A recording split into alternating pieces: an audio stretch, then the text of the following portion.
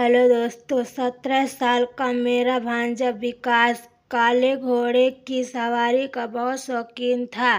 मेरी घोड़ी भी काली थी और विकास अक्सर मुझसे पूछता था, मामी मैं आपकी घोड़ी पर कब सवारी करूँगा। मैं उसे बच्चा समझकर चुप करा देती और शर्म के मारे कुछ नहीं कहती। लेकिन एक रात ऐसा हुआ कि उसकी फरमाइश ने मुझे हिलाकर रख दिया। वह मुझसे कहने लगा, मामी मैं कल आपकी काले घोड़े की सवारी करना चाहता हूँ। उसकी बात सुनकर मैं दंग रह गई, जिसे मैं अब तक बच्चा समझ रही थी। वह ऐसा सवाल कर सकता था। 17 साल का लड़का मुझसे ऐसे फरमाइश करेगा, यह सोचकर मैं हैरान रह गई। उसकी नज़रें मुझसे जवाब चाहती थी, लेकिन उसकी बातें ने मुझे परेशान कर दिया था। मैंने उसे नज़रअंदाज किया और शुक्र किया कि घर में किसी और ने उसकी बात नहीं सुनी, वरना उसकी खैर नहीं होती। लेकिन विकास ने हार नहीं मानी। कुछ दिन बाद फिर से वह वही फरमाइश लेकर मेरे सामने आ खड़ा हुआ। उसने कहा, मुझे हमेशा से काले घोड़े की सवारी का शौक रहा है। एक बार मुझे आपकी घोड़ी पर बैठने का मौका दीजिए, मैं आपको खुश कर दूंगा। उसकी बातों से मुझे समझ नहीं आ रहा था कि वह क्या चाहता है। मैंने उससे घबराकर पूछा, तुम कब से ऐसा सोचने लगे हो? उसकी उम्र ही क्या थी कि वह ऐसी शौक पालने लगा था। अगर घर वालों को इसकी भनक भी लग जाती तो कयामत आ जाती। कोई भी उसके इस शौक से वाकिफ नहीं था, क्योंकि सब उसे अभी भी बच्चा समझते थे। उसे पढ़ाई की तरफ ध्यान देने की जरूरत थी, लेकिन वह कुछ आवारा लड़कों की संगत में बैठने लगा था, जिससे उसकी सोच ऐसी हो गई थी कि उसकी इस फरमाइश ने मुझे अंदर से झंझोर कर रख दिया था। 2 साल पहले मुझे एक शौक पैदा हुआ था, जिससे मैंने सबसे छुपा कर रखा था और खूब बड़ा किया था। लेकिन अब वह गली कभी नहीं मिली जहां मैंने चाहा था। अब मुझे एक बार इजाज़त दे दो। वादा करता हूँ कि घर में किसी को नहीं पता चलेगा। वह राजधानी रखती शरारते से आंख मारकर बोला। मेरा दिल जोर जोर से धड़कने लगा था। तुम जानते हो, अगर किसी को तुम्हारे शौक के बारे में पता चल गया तो तुम्हारी खैर नहीं होगी। तुम्हें अपनी पढ़ाई पर ध्यान देना चाहिए। तुम्हारी उम्र अभी इतनी नहीं है। मैंने उसे प्यार और मोहब्बत से समझाने की कोशिश की। उसकी पिताजी बहुत सख्त और मजबूत आदमी थे। अगर उन्हें पता चल जाता कि उनका बेटा पढ़ाई छोड़कर इन शौक में लगा हुआ है तो वो हाथ उठाने से नहीं चूकते। वह अपनी लापरवाही से गंदे मजाक करने लगा। अब आप मुझे जबरदस्ती के लिए कह रही हैं। मेरा भी वादा है आपसे कि आपकी काली घोड़ी पर एक बार बैठूंगा और सब दिखाऊंगा कि आप भी हैरान रह जाएंगे। अब मुझे बच्चा न समझे। मुझे लगा था कि आप मेरा साथ देंगी, किसी को पता नहीं चलेगा, बस एक बार की बात है। लेकिन आपने मेरी बात को नज़रअंदाज कर दिया। उसने मुझसे दरखास्त की और मैं परेशान था कि यह मामला खत्म नहीं होगा, कि एक बार जब तुम अपना शौक पूरा करोगे तो तुम रोज यही ख्वाहिश करोगे और तुम्हारा शौक भी बढ़ेगा। तुम्हारे मामा को पता चल जाएगा कि मैंने तुम्हारा पूरा साथ दिया है तो मेरा भी गला घोट देंगे और तुम्हें भी नहीं छोड़ेंगे। मैंने उसे समझाने की कोशिश की, लेकिन यह नाकाम रहे। हाल ही में मैंने आपको बार बार परेशान नहीं करने का वादा किया। मैं वादा करता हूँ कि मामा को पता नहीं चलेगा। रात के वक्त हमारे बगल में कोई नहीं हो, हम वहाँ चले जाएंगे। बस कुछ मिनट की बात है। वह अपनी जिद पर कामयाब था, लेकिन मैं उसकी जिद पूरी नहीं कर सकती थी। मुझे डर था कि किसी को पता न चल जाए। यह बात बहुत पाया नहीं जा सकता। मैंने उससे पीछा छुड़ाते हुए कहा और घर के काम में व्यस्त हो गई। मैंने हमेशा सोचा था कि वह बच्चा है, लेकिन वक्त के साथ वह सोच बदल गई। एक दिन मुझे शाम के वक्त एक फ़ोन कॉल मिली। मेरी बहन के पति ने बताया कि मेरी बहन की तबीयत बहुत खराब हो गई है और वह मुझसे मिलना चाहती है। यह सुनकर मुझे बहुत चिंता होने लगी। मेरे पति उस दिन घर पर नहीं थे और मैंने किसी भी तरह से अपनी बहन से मिलने बिना चैन नहीं पा सकती थी। ऐसे में मेरे भांजे विकास का ख्याल आया। मैंने अपने पति से फ़ोन कर बात की और उसने इजाज़त ली कि मैं विकास के साथ जाकर अपनी बहन से मिल सकती हूँ। मेरे पति ने मुझे इजाज़त दे दी। विकास हमारे घर नहीं रहता था, वह यूनिवर्सिटी में पढ़ाई कर रहा था, जो हमारे घर से थोड़ी दूर थी। जब मैंने विकास से अपनी मजबूरी के बारे में बताया तो उसकी आंखें चमक उठी। उसने कहा, ठीक है, मैं आपको कल ले जाऊंगा, लेकिन पहले मुझे एक काम करना है। उसकी बात सुनकर मुझे थोड़ा असहज लगा, लेकिन फिर मैंने सोचा कि वह अभी बच्चा ही तो है। शाम के वक्त अकेले जाने का सवाल ही नहीं था और अगर मैं न जाती तो मेरे पति नाराज होते। मैंने विकास की बात मान ली और हम दोनों घर से निकले, लेकिन वह मुझे अपनी बहन के पास ले जाने से पहले एक छोटी सी जगह पर ले गया। वहाँ उसकी असली मंशा सामने आ गई, जिससे मैं हैरान रह गई। मैंने उसे हमेशा एक बच्चे के रूप में देखा था, लेकिन उस रात उसकी हरकतों से मेरी आंखें खोल दी। अब वही बच्चा नहीं था जिसे मैं जानती थी। जब मेरी शादी हुई थी तब वह 10वीं कक्षा में पढ़ता था और यूनिवर्सिटी का छात्र था। वह अपनी माँ का लाडला था और उसकी हर ज़रूरत का खास ख्याल रखा जाता था। यह अनुभव मुझे अंदर तक झंझोर गया। कहानी की शुरुआत मेरा भांजा मुझे एक शर्मीला और डरपोक बच्चा लगता था। वो मेरे सामने आने से भी घबराता था, जिससे उसकी झिंझक पर मुझे हंसी आ जाती थी। मेरे पति और उनके बड़े भाई उसे हर किस्म की बेफजूल बातों से दूर रखकर सिर्फ अंग्रेजी तालीम दिलवाने पर जोर देते थे ताकि वह बड़ा होकर डॉक्टर बन सके। शुरू में तो वह मुझे भोला भाला लगा, लेकिन धीरे धीरे जब हमारी थोड़ी दोस्ती हुई तो उसकी बातें मुझे हैरान करने लगी। उसकी उम्र के हिसाब से उसके शौक और आदतें बड़े अजीब थे। पढ़ाई से ज़्यादा वह दूसरे कामों में दिलचस्पी लेता था। इतनी छोटी उम्र में ही वह लड़कियों के सामने बहुत आत्मविश्वासी से पेश आता था, जिससे मुझे बहुत अजीब लगता था। एक बार उसने मुझे मजाक में कहा कि मेरी भांजी को लड़कियां लाइन में लगाकर देखती हैं और वह अपने कॉलर खड़े करके इतराता हुआ कहता था। मेरी शादी तब तक नहीं हुई थी जब तक मेरी बड़ी बहन की शादी नहीं हो गई। जब मेरी शादी हुई तो घर में सिर्फ मेरे पति और एक भाभी ही थी। घर के बाकी लोग कहीं और शिफ्ट हो गए थे। कुछ ही महीने बाद मेरा भांजा हमारे घर में रहने आ गया। मेरा पति काफ़ी सख्त मिजाज का था।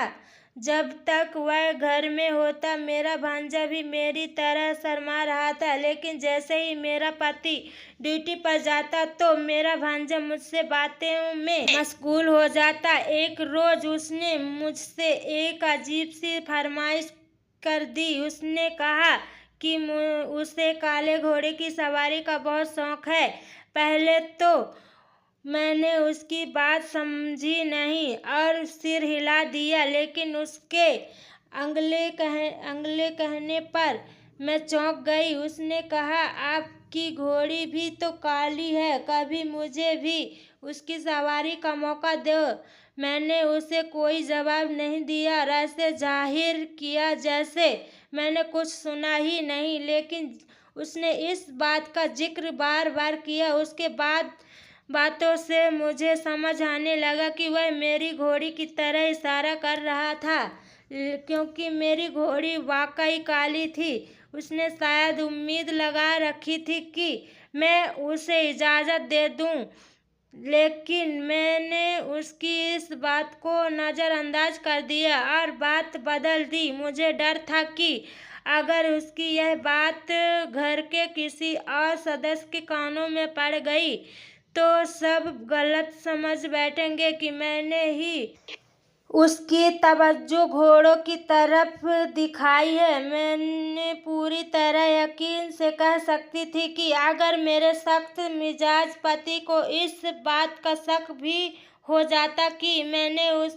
छोटे भांजे को बिगाड़ रही हूँ तो वो मुझे जान से मार डालते। मुझे लगा था कि मेरा भांजा मेरी बात सुनकर हो जाएगा और दोबारा ऐसी कोई बात नहीं करेगा, लेकिन वो तो काले घोड़े की सवारी का इतना शौकीन निकला कि जब भी मौका मिलता मुझे उससे वही बातें करने लगता। मैंने उसे समझाया बुझाकर मुस्कुरा देती और कोई बहाना बना देती। कुछ दिन और बीत गए, लेकिन वह जिद पर अड़ गया। एक दिन रात मेरे इर्द गिर्द चक्कर लगाने लगा और मेरी काली घोड़ी की सवारी की इजाज़त मांगने लगा। मैंने हर बार कोई न कोई बहाना बनाकर उसे टाल देती, क्योंकि मेरी काली घोड़ी बहुत ही नकदीली और बदमाशी मिजाज थी। अपने ऊपर बैठने वाले को पलक झपकते ही नीचे गिरा देती थी। मुझे डर था कि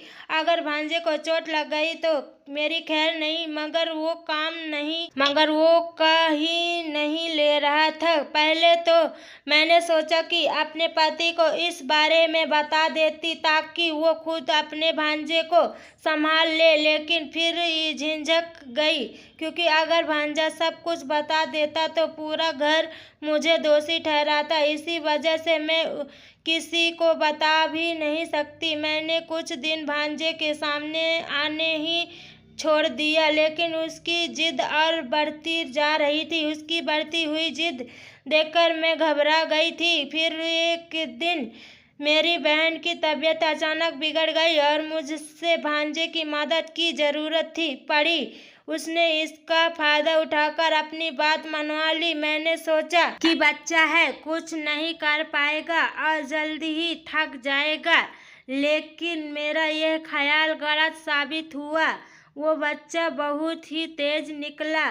जब वो अपनी सवारी पूरी करके लौटा तो पसीने से तरबतर था और उसका चेहरा जोश से लाल हो रहा था। शुक्रिया मामी, में मुझे बहुत मज़ा आया, वो मुझे देखकर मुस्कुराते हुए बोला। मैं इतनी हैरान थी कि कोई जवाब नहीं दे पाई। वो आगे बढ़ा तो मैं भी खामोशी से उसके पीछे पीछे चल पड़ी। रास्ते में भी वह मुझसे घोड़ी की बातें करता रहा और फिर बोला, आपने ठीक कहा था मामी, मैं आज मुझे इतना अच्छा लगा कि अब दिल चाहता है रोज़ सवारी करूं, लेकिन आप किसी को मत बताना, मैं अक्सर अपने शौक पूरे करता रहता हूँ। वह मेरे साथ देने लगे और मुझे वादा लेने की कोशिश कर रहे थे। मैंने सहमति में सिर हिला दिया। मैं यह देख चुकी थी कि अब वह जितना माहिर था कोई भी और नुकसान नहीं कर सकता था। जब वह तक हम मेरी बहन की रात को काफ़ी हो चुकी थी, मैं अपने भांजे को आराम के लिए उसके कमरे में भेजकर खुद अपनी बहन के पास बैठ गई। मेरा भांजा इतना थका हुआ था कि बिस्तर पर गिरते ही सो गया और खाना खाने की भी हिम्मत नहीं थी। मेरी बहन ने सोचा कि शायद वह पढ़ाई वगैरह में व्यस्त रहा होगा, इसलिए थक गया है, लेकिन मुझे याद आया कि उसे बेंगलोर से लौटने के बाद कि एक मंदिर यात्रा ने उसे थका दिया था। क्या हमारी डायरी में यह दर्ज था कि घोड़ी के अस्त व्यस्त में मौजूद नस्लों में से एक काले घोड़ी मेरी खास सेवा में थी। यह घोड़ी मुझे शादी के तोहफे के रूप में मेरे पिताजी ने दी थी और जब से मैं ब्याह कर आई थी मेरे भांजे की नज़र उसी काली घोड़ी पर ही टिकी रहती थी। वह जोश में आकर मेरी काली घोड़ी पर हाथ फिरा रहा था, फिर उसे खेलकर अस्तबल से बाहर निकालकर मैदान में ले गया और उसकी सवारी करने की तैयारी करने लगा। मेरी घोड़ी का स्वभाव बहुत अच्छा था और मुझे लगा कि इतना छोटा लड़का उसे सवारी नहीं कर पाएगा, इसलिए मैंने उसे इजाज़त नहीं दी थी। लेकिन आज मैंने यह सोचकर इजाज़त दे दी कि वह घोड़ी की सवारी कर नहीं सकेगा और अगर कर भी लिया ज़्यादा देर तक नहीं टिक पाएगा, क्योंकि मेरी घोड़ी बहुत नखरे वाली थी और किसी को अपनी सवारी करने नहीं देती थी। लेकिन मेरा भांजा महारत ही निकला। उसने घोड़ी पर सवारी की और मैं आश्चर्यचकित रह गई। मुझे यकीन नहीं हो रहा था कि वह इतना छोटा बच्चा इतनी अच्छी तरह से घुड़सवारी कर सकता है। वैसे तो यह हमारा खानदानी शौक था और मेरे सभी भाई बहन घुड़सवारी में माहिर थे, लेकिन उसने जो दिखाया वह आश्चर्यचकित था। लेकिन मुझे हमेशा इस बात का डर सताता था कि कहीं कोई उसे घुड़सवारी करते हुए ना देख ले। ऊपर से अगर कोई हमें देख लेता तो मेरी खैर नहीं होती, खासकर जब मैं अपने भांजे को घुड़सवारी कराने के लिए उसकी रजाई के वक्त उसे वहां ले जाती थी। मुझे यह डर था कि अगर मेरी बहन या परिवार के अन्य लोग जान जाते तो मेरी अच्छी खासी क्लास लग जाती। जब मेरा भांजा घुड़सवारी करके वापस आया तो वो पसीने से तरबत था। उसे देखकर मुझे हैरत हुई थी और मैंने उसे तुरंत पानी पिलाया। मैं उसकी हालत देखकर स्तब्ध रह गई थी। मेरी बहन की तबीयत पहले से बेहतर हो गई थी और अगले ही दिन हम वापस घर चले गए। लेकिन अब मेरा भांजा अक्सर बिना बताए ही उस जगह पर चला जाता है और छुपकर काले घोड़े की सवारी करता। घोड़ी भी अब उसे पहचानने लगी थी। मैंने भांजे के इस शौक का राज जान लिया था और सोचा कि जब वो जवान हो जाएगा तो इससे सवारी की इजाज़त मिल ही जाएगी। कई बार हम बच्चों की ख्वाहिशों को दबाने की कोशिश करते हैं उन्हें बच्चा समझकर, लेकिन अगर हम उन्हें एक बार मौका दे दें तो वो बड़े से भी ज़्यादा समझदार और चालाक निकलते हैं। इस उम्र में हर बच्चे को घोड़ी सवारी का शौक होता है और जब उन्हें मौका मिल जाता है तो वो रेस खत्म होने तक सवारी जारी रखते हैं। तो दोस्तों, अगर आपको यह कहानी पसंद आई हो तो हमारे चैनल को सब्सक्राइब करें, लाइक करें। आपको आज की कहानी कैसी लगी हमें कमेंट करके ज़रूर बताइए। धन्यवाद।